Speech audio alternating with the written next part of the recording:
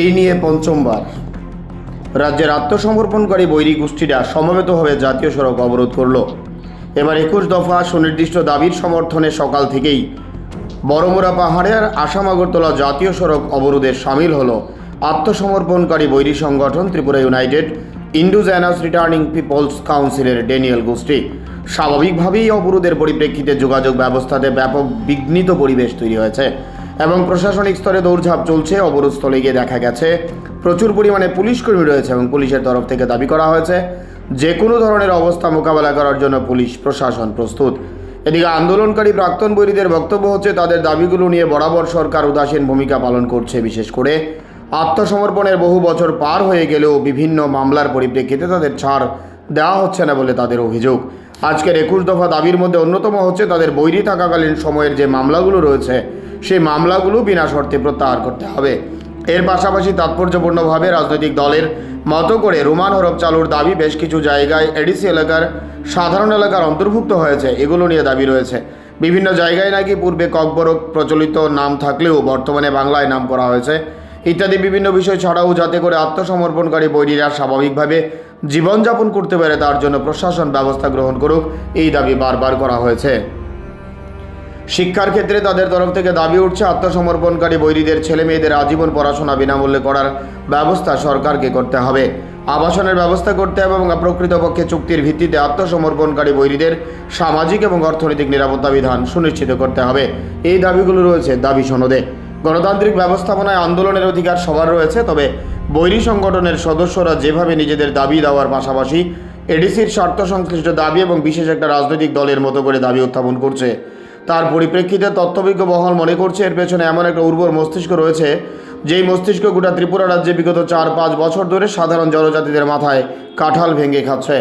অনেকে দাবি করছেন বিভিন্নভাবে জনগোষ্ঠীরা যখন আর বিভ্রান্ত হচ্ছে না তখন সামনে প্রাক্তন বৈরীদের লেলিয়ে দিয়ে পেছন থেকে নিজের অনুকূলে রাজনৈতিক হাওয়াকে তেজি করার একটা প্রচেষ্টা করছে এই সময়ের মধ্যে রাজ্যের সবচেয়ে বিভ্রান্তকারী জনজাতি নেতৃত্ব। অনেকে আবার সামাজিক মাধ্যম থেকে শুরু করে বিভিন্ন জায়গায় বলাবলি শুরু করছে হঠাৎ করে নাটক মঞ্চস্থ হওয়ার পর দিয়ে অবরোধ উঠেও যেতে পারে।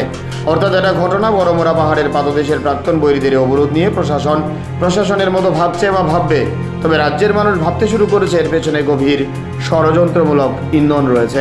Bureau report, Tripura news Bangla. ঠিক আছে, ওরা এখানে হাতে কতর এখানে দেখছেন আপনারা, ওরা আজকে যে প্রোগ্রাম ওদের ন্যাশনাল হাইওয়ে ব্লকেজ, তো তার জন্য আমাদের সাফিসিয়েন্ট এখানে পুলিশ ডেভেলপমেন্ট করা হয়েছে। তো টাইম টু টাইম ওদের সঙ্গে আমরা কথা বলছি। আর এদিকে আমি যতটুকু জানতে পারলাম ওরা কথাবার্তা চলছে যাতে উইথড্র হয়, এটা দেখা যায় এখন কি হয়। এখন পর্যন্ত কি স্যার সরকারিভাবে এখন পর্যন্ত কোনো কি বার্তা ওদের কাছে পৌঁছেছে? আমি যতটুকু জানি ওরা কথা বলছে, ওদের কার সঙ্গে কনসার্ন ডিপার্টমেন্ট কার সঙ্গে কথা বলছে আমি ডিস্ট্রিক্ট বলতে পারবো না। নিরাপত্তা ব্যবস্থা কতটুকু এখানে মজবুত রয়েছে? এখন নিরাপত্তা ব্যবস্থা বলতে আমাদের ডেভেলপমেন্ট আছে, সাফিসিয়েন্ট আছে, আমরা সিচুয়েশন ট্যাকল করার মতো আমাদের ইয়ে আছে, দেখা যায় এখন কি হয়।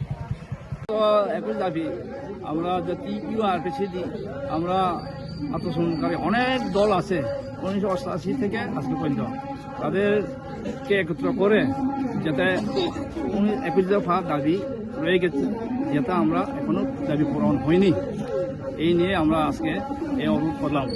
তার মধ্যে অন্যতম হলো প্রথমে পুলিশ এবং কোর্ট কেস, এটা আত্মসমর্পণ করার পর্ব সরকারিভাবে স্বীকৃত হওয়ার পরও রিয়ারেস হয়, কেস আছে, এটা আর শান্তি নাই।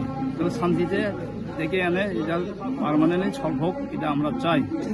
আরেকটা হলো যারা 1-2 করে আত্মসমর্পণ করেছিলেন তাদের কোনো এগ্রিমেন্ট নাই, কিন্তু ভারত সরকার এবং রাজ্য সরকার তারা আহ্বান করে তোমরা স্বাভাবিক জীবনে শান্তিতে ফিরে আসলে তোমাদের থাকা খাওয়া বা মানুষের বেঁচে থাকার অর্থনৈতিকভাবে সাহায্য করা হবে। ওইগুলোই বেশিরভাগ পূরণ হয়নি। এর মধ্যে আছে যেমন আমাদের নাম, নদীর নাম, জায়গার নাম, যেটা ককবরকে আসলো একটা উদাহরণ, লাইটা তৈসা, যেটা বাংলাতে হয়ে গেছে লাটিয়া ছড়া। যেমন দুমাত ছড়া, এটা আগে ককবরকে আসলো হকু তৈসা। এরকম অনেক নাম যেন আগে সেই ককবরকে এটা করা হোক, কিছু জায়গা আছে, কিছু গ্রাম আছে, ভিলেজ, যেটা জেনারেলে ঢুকে গেছে, যেন এটা এডিসি বা এডিসি থাকুক এগুলো। আর আমাদের স্পেশাল ইকোনমিক ডেভেলপমেন্ট থেকে ত্রিপাক্ষিক চুক্তিতে ঘর বা জায়গা দেওয়া হয়েছে, বিদ্যুৎ, পানীয় জল, রাস্তা এবং থাকার যেটা দরকার এটা করা হয়নি। যে ত্রিপাক্ষিক চুক্তিতে এরকম করা হয়েছে, দুই একজনের ক্ষেত্রে সেটা হয়নি। এটা রাজ্য সরকার এবং কেন্দ্র সরকার এখন সবাইকে পাকা ঘর দেওয়ার কথা, যেটা যাদের সনঘর, এটা তো আত্মসমর্পণকারী লাগে না। কিন্তু আমাদের ইনকোয়ারি করার সত্ত্বেও হোম ডিপার্টমেন্ট এবং ট্রাইবাল ডিপার্টমেন্টের দ্বন্দ্ব চলে, সেই দ্বন্দ্বটা যেন ঠিক করে দেওয়া হোক। এখানে জাত পাত না, জাতি না, যেটা আমাদের নাম লিখতে গেলে ওইখানে এরকম আধিকারিক অফিসারকে বসাইতে হয়।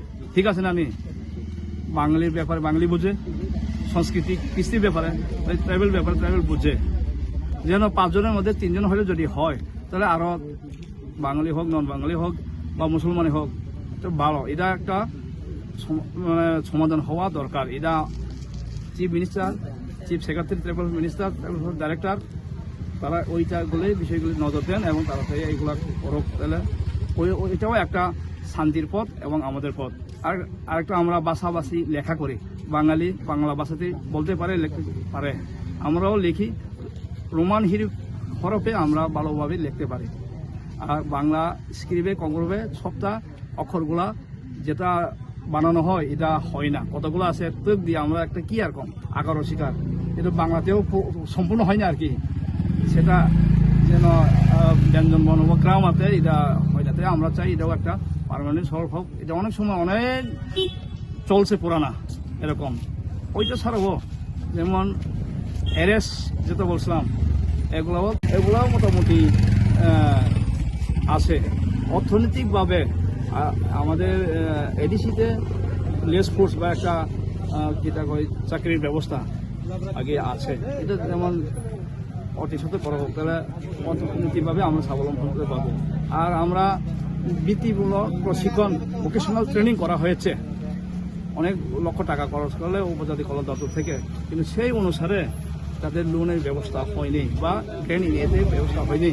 এই লক্ষ লক্ষ টাকা দিয়ে যারা কিছু ড্রাইভিং আমরা নিজেরা শিখে নেই, তখন আসলে 100 জন দিনে একজনে 2 মিনিট করে, এতে এভাবে হয় না। তাই আমরা চাই এগুলা যেন ভালোভাবে সঠিকভাবে ব্যবহার করুক। আগে থেকে এখন পর্যন্ত চলছে এটা, এগুলাই মানে অর্থনৈতিকভাবে সবাই যদি আরো ডেভেলপ উন্নতি হয়, সেইখানে জাতি উপজাতি বা কোনো ক্ষেত্রে সেটা আসার কথা না। এই শান্তি যেটা তারা সেন্ট্রাল গভর্নমেন্ট রাজ্য সরকার যেভাবে নিয়ে এসেছে সেইভাবে আমরা থাকতে চাই, সেইভাবেই থাকবো। ওইগুলো পুরোনো হলে তো এই তো দেখেন, এটা তো অশান্তি হইল, পরীক্ষা আছে, আমরাও জানি, আমরাও তো মানুষ, অনেকে ছি বলে, কিন্তু তারা যেন এখন ট্রাইবাল ওয়েলফেয়ার ডিপার্টমেন্ট এবং হোম আর কেন্দ্র সরকারের হোম সঠিকভাবে নজর দিয়ে গুরুত্ব সহকারে এটা করুক, তাহলে শান্তিতে হবে। যদি বাইফোর্সে কোনো পাতা দিনে আর লোক কম, আমরা এই করবো, এটা তো হয় না। সিআরপির কাছে আলোচনা করলো, বিএসএফ কাছে, ডিএমএ কাছে, কংগ্রেসের সময় দিল, সিপিএম আইলে এটা আবার হয় না, সিপিএম সময় দিলে কোন হলে, এগুলা যেন সব ক্ষেত্রে রাজনীতিটা খেলা এটা চলে, আমরাও জানি, কিন্তু এগুলা হয়ে যেটা সরকারিভাবে যেভাবে দেওয়া, যেগুলা এগ্রিমেন্ট না এটা দিতে পারা, এটা না। ওই বললাম না, যেটা পাকা ঘর, এটা তো কোনো সরকারি বাবা এটা এগ্রিমেন্ট দরকার নাই। এই সবগুলো অনেক কিছু আছে ছোটখাটো, ওইটাই মূল বিষয় হয়ে দাঁড়ায়। এটা আমরা সমাধান চাই আমাদের আপনারা মানে আপনাদের এই দাবি দাবা পূরণের জন্য রাজ্য সরকারের কাছে কতদিনের সময়সীমা বেঁধে দিয়েছেন? আমরা তো 24 আওয়ার মাত্র দিছি, যদি এর মধ্যে যদি আপনাদের দাবি দাবা পূরণ না হয়, আমরা একটা সময় করে নিব। তখন মানুষের কি হয়তো জানে না, আমরা আগে মিটিং আলোচনা করেছি 1 মাস সোজা কথা, পার্মানেন্টলি সলভ হোক, সমাধান এটা চাই, কারোর ক্ষতি কারোর সময় না হোক।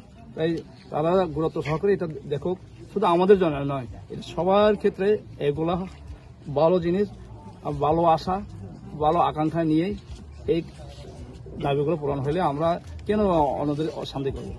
আপনাদের মাঝে আমরা এটাই জানা দিতে, আমাদের মুখ্যমন্ত্রী ট্রাইবাল ওয়েলফেয়ার মন্ত্রী, এরপরে আছে আধিকারিক chief secretary, tribal welfare secretary, তারাই মূল। বললাম যে বারবার tribal welfare department, home department এবং ল ডিপার্টমেন্টের আইন, তারা যেন এগুলা আসল ওইগুলো ঠিক করুক।